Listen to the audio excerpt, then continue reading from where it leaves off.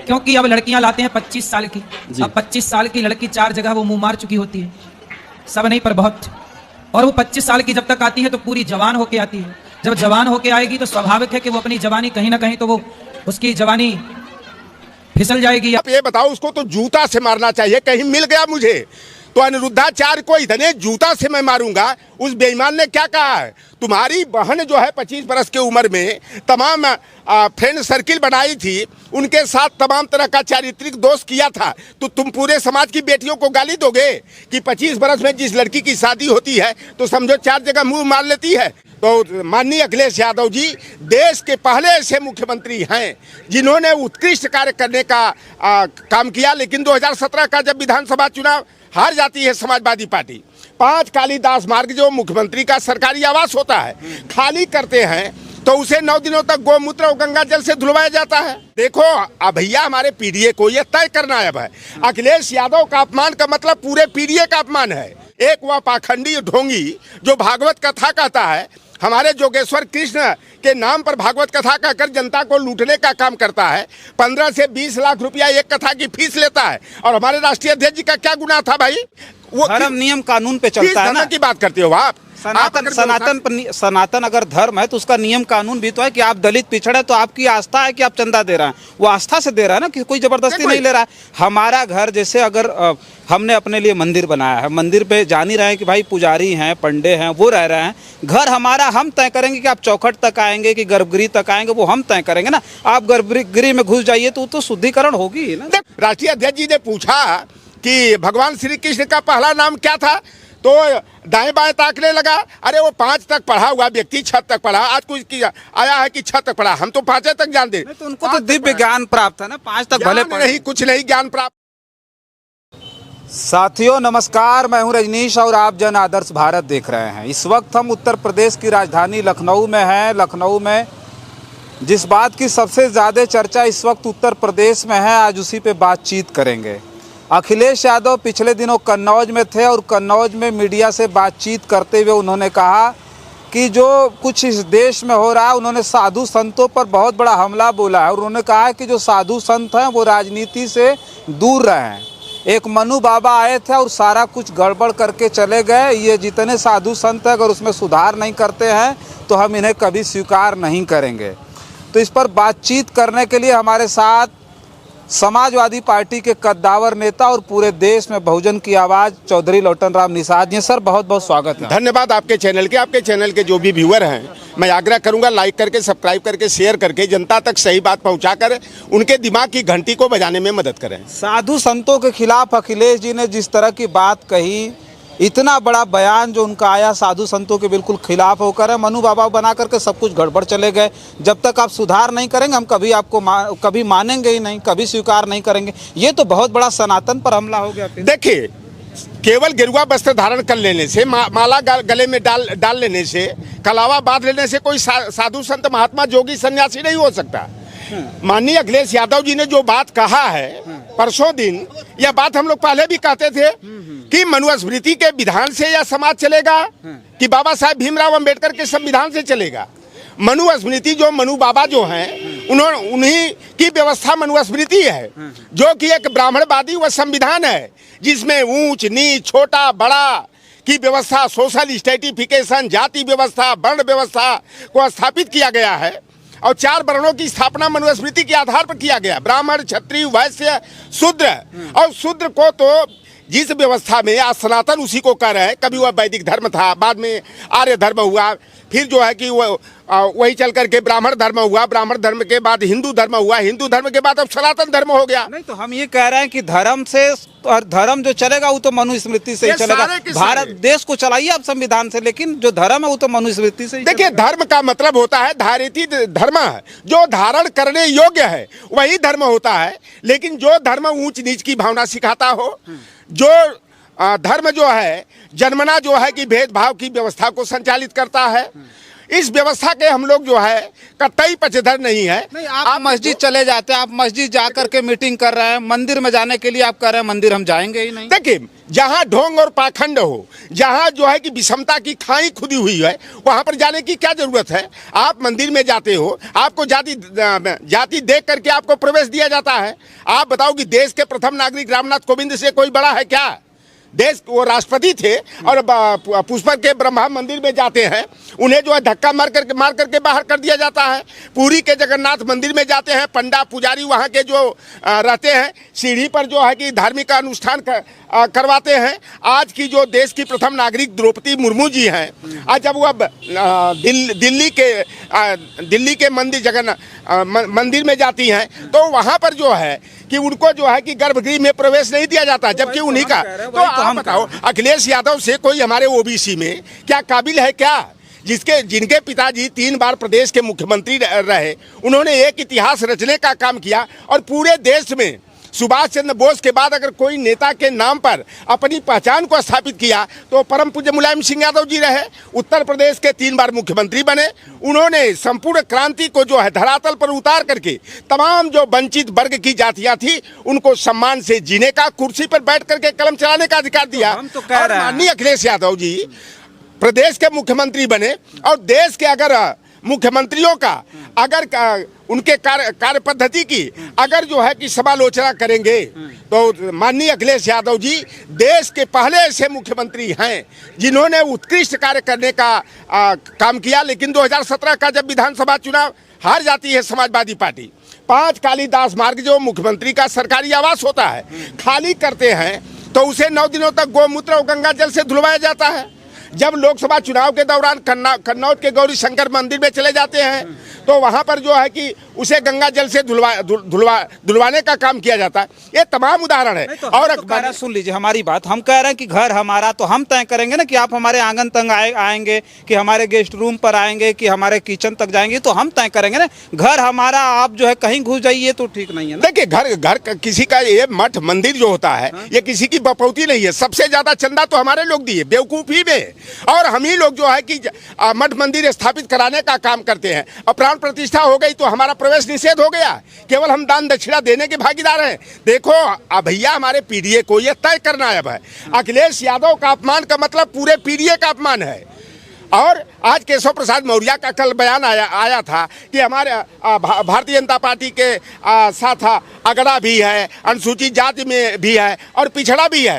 ये इस तरह से जो घाघ मंडली में जा करके हमारे पीडीए को गुमराह करने का काम कर रहे हैं। माननीय अखिलेश यादव जी के अपमान का मतलब है हमारे पूरे ओबीसी SC ST माइनॉरिटी का अपमान है। ये तो एक संकेत देते हैं कि देख लो अखिलेश यादव की ये औकात है तो तुम्हारी औकात क्या होगी। तुम्हारी औकात तो जूती और चप्पल के नीचे होगी।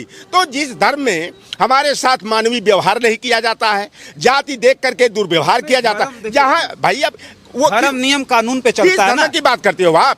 सनातन अगर धर्म है तो उसका नियम कानून भी तो है कि आप दलित पिछड़े तो आपकी आस्था है कि आप चंदा दे रहे हैं, वो आस्था से दे रहा है ना, कि कोई जबरदस्ती नहीं ले रहा है। हमारा घर जैसे अगर हमने अपने लिए मंदिर बनाया है, मंदिर पे जान ही रहे हैं कि भाई पुजारी हैं, पंडे हैं, वो रह रहे हैं। घर हमारा, हम तय करेंगे कि आप चौखट तक आएंगे कि गर्भगृह तक आएंगे, वो हम तय करेंगे ना। आप गर्भगृह में घुस जाइए तो शुद्धिकरण होगी ना। देखो भाई, कोई मठाधीश हो, कोई शंकराचार्य हो, अगर आप बताओ कि पशु पूज्य है जिस व्यवस्था में और मनुष्य अछूत है, नापाक है, अपवित्र है, तो वह व्यवस्था कैसी है भाई जहां मानव में भेद करने का काम किया जाता है। तो यह धर्म के नाम पर जो जाति विशेष के लोग अपनी ठेकेदारी चमका रहे हैं, ऐसी ठेकेदारी को हम लोग अब नहीं चलने देंगे।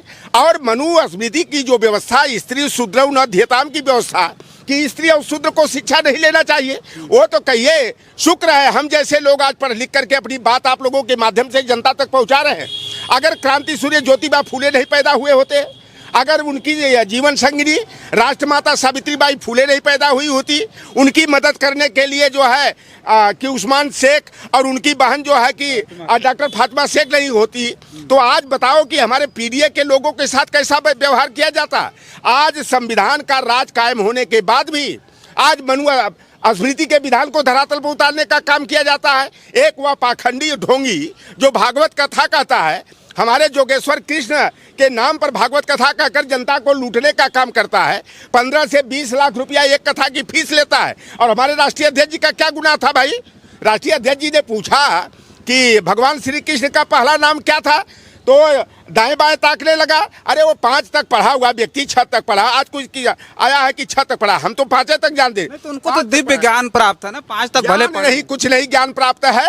अरे ये सब इंद्र का दरबार लगाते हैं। आप ये बताओ, उसको तो जूता से मारना चाहिए। कहीं मिल गया मुझे तो अनिरुद्धाचार्य को इतने जूता से मैं मारूंगा। उस बेईमान ने क्या कहा है, तुम्हारी बहन जो है 25 बरस की उम्र में तमाम फ्रेंड सर्किल बनाई थी, उनके साथ तमाम तरह का चारित्रिक दोष किया था, तो तुम पूरे समाज की बेटियों को गाली दोगे कि 25 बरस में जिस लड़की की शादी होती है तो समझो 4 जगह मुंह मार लेती है।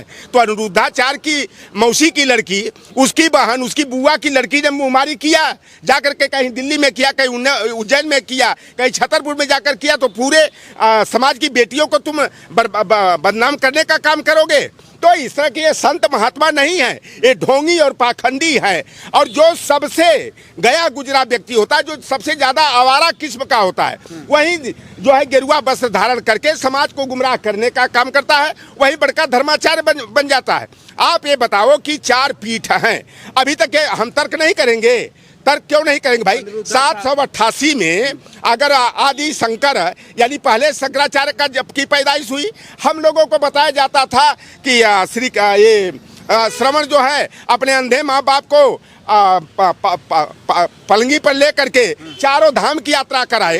तो जब 788 ईस्वी में आदि शंकराचार्य का जन्म हुआ और उन्होंने 4 पीठों की स्थापना किया, तो मैं तो सवाल करूंगा कि वह कौन से 4 धाम थे जहां श्रवण ने अपने माँ बाप को कंधे पर लेकर के उनको यात्रा कराने का काम किया था। तो देखो भैया, हम लोगों ने जो महात्मा गौतम बुद्ध जी को मानते हैं, जो समता, समानता, बंधुत्व, भाईचारा और न्याय की व्यवस्था को स्थापित किए। और साफ तौर पर गौतम बुद्ध जी ने कहा था कि उस बात को कतई मत मानो जो किताबों में लिखा है, उस बात को भी सच न मानो जो आपके बाप दादा पुरखे करते आए हैं, उस बात को मत मानो जो परंपरा में चलती आ रही है, उस बात को सच मानो जो तर्क और विज्ञान की कसौटी पर खरी उतरे, उस बात को मानेंगे। हम लोग सनातन के विरोधी नहीं है, और सनातन तो हमारे बौद्ध धर्म का अंग रहा है। ये तो चुरा लिए हैं बेईमान।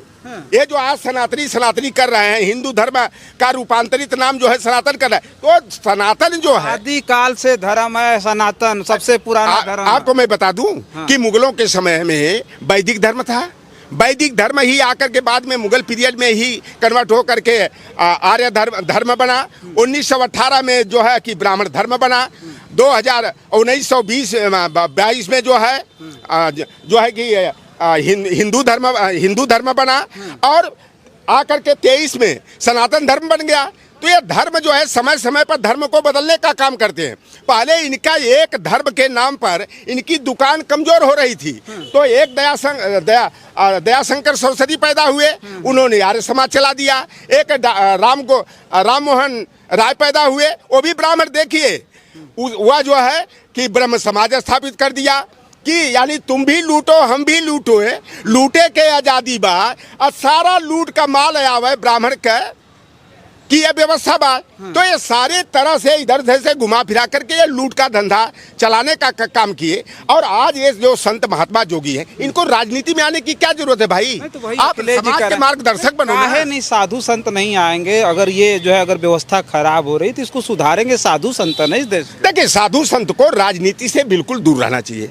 इनको तो मुख्यमंत्री के कुर्सी पर ही नहीं बैठना चाहिए, उसका परित्याग कर देना चाहिए।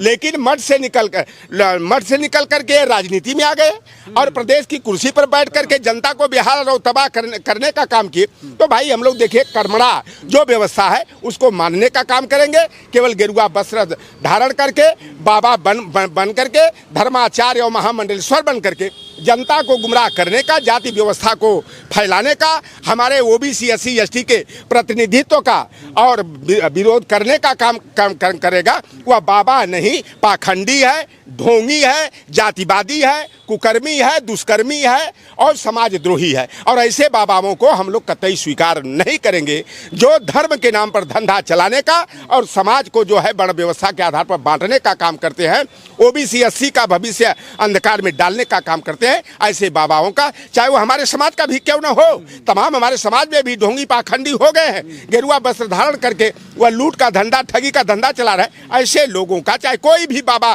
के नाम पर समाज को दिशाहीन करता है, गुमराह करता है, हम पीडीए के जो सचेत लोग हैं, सजग लोग हैं, बाबू जगदेव प्रसाद कुशवाहा को मानने वाले, बीपी मंडल, कर्पूरी ठाकुर को मानने वाले, पेरियार और साहू जी महाराज को मानने वाले, ऐसे लोग जो है कि इन बाबाओं का पूरी तरह से जो है घर से, समाज से जो है कि बहिष्कार करने का काम करेंगे।